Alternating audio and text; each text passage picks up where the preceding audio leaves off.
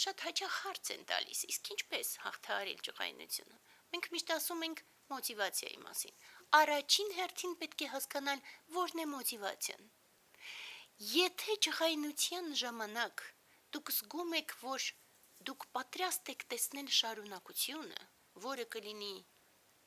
չարիք, ատելություն, բացասական հույզեր, բացասական մաղթանքներ եւ այլն, ապա դա ջղայնություն է իր չար տեսքով եւ պետք է կանխվի։ Կանխվում է մշտապես հակառակը բարի հույզերով։ Հնարավորինս մտածում ենք բարի բաներ եւ աստիճանաբար վատ մտքերը ու ջղայնությունը ըստ այդմ դուրս է գալիս։ Բայց մենք կարող ենք դիտարկել պատճառը, մոտիվացիան եւ տեսնենք, որ չունենք բացասական հույզեր,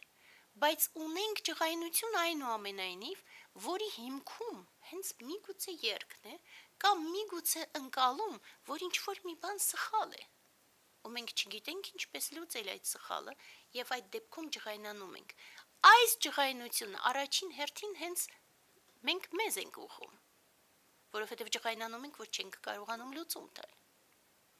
Ու նորից միևնույն է, նույնիսկ այդ իրավիճակում անհրաժեշտ է, որ մենք դիտարկենք պատճառը, մոտիվացիան եւ հաջորդ քայլը, որն է ջղայնության հաջորդ քայլը լինելու։ Ըստ այդմ մենք կարողանում ենք ջղայնությունը լուծել, կամ չենք կարողանում լուծել, ու այդ ժամանակ հասկանում ենք, որ առնվազն մենք պետք է փորձենք ինչ-որ ձևով առաջ գնալ։